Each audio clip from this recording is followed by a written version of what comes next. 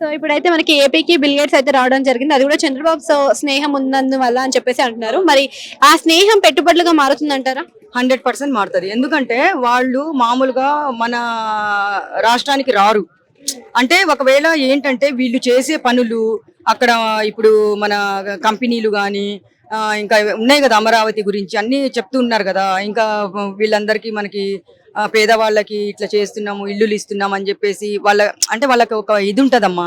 ఆ ఏమంటారు దానికి, మనము ఏమంటాం, ఒక లీస్ట్ ఉంటది. ఆ లీస్ట్ ప్రకారము వాళ్ళు అక్కడికి వెళ్ళారనుకో, ఫారెన్ కూడా వీళ్ళు వెళ్తూ ఉంటారు. లోకేష్ అన్న గానీ లోకేష్ అన్న ఎక్కువ వెళ్తున్నారు. అప్పుడు చంద్రబాబు నాయుడు గారు వెళ్ళేవారు అనమాట.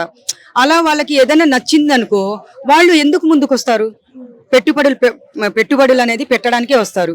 నచ్చితేనే వస్తారు. లేకపోతే అక్కడి నుంచి వీళ్ళు ఇక్కడికి వచ్చి పెట్టుబడులు పెట్టినా గానీ వీళ్ళకి లాస్ అవ్వకూడదు కదా. వాళ్ళకి లాభం ఉన్నా గానీ ప్రతి ఒక్కటి వాళ్ళు ఇది ఇలాగా అది అలాగానే చూపిస్తారు. చూపించినప్పుడు ఇప్పుడు మనం ఉన్నామమ్మా, ఒక బిల్డింగ్ ఉంది చూడమ్మా, ఇది బిల్డింగ్ మనం కడుతున్నాము, నచ్చిందంటే మనం దానికి పెట్టుబడి పెడతాము. అలాగనేసి వీళ్ళు అక్కడి నుంచి రావడం జరిగిందనమాట. ఇంకా పెట్టుబడులు అనేది పెడితే మనకి ఇంకా హ్యాపీనే. అంటే మనకి ఇంకా వాళ్ళు ఇంకా ఏమైనా అభివృద్ధి చేస్తే. చంద్రబాబు కూడా ఒక హామీ ఇచ్చారు కదా, విజన్ 2047 వరకు వెయిట్ చేయండి, సింగపూర్ అవుతుందని. మరి బిల్ గేట్స్ రాకతోటి మరి సింగపూర్ లాగా మారే అవకాశం ఉందంటారా? ఇప్పుడు అమరావతినే పూర్తి చేయలేదు. అలాంటిది సింగపూర్ లాగా ఇంకా 1 year లో ఏం చేస్తారు వాళ్ళు? అది కాని పని, అది వేస్ట్. అమరావతి అట్లనే ఉండిపోయింది, మురికి కాలువలాగానే.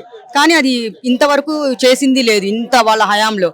కానీ చేసి చూపిస్తే సింగపూర్ లాగా చేసే అవకాశం కూడా ఉంటది 100%. అదే చేయలేకపోతే ఇదేం చేస్తారు? అది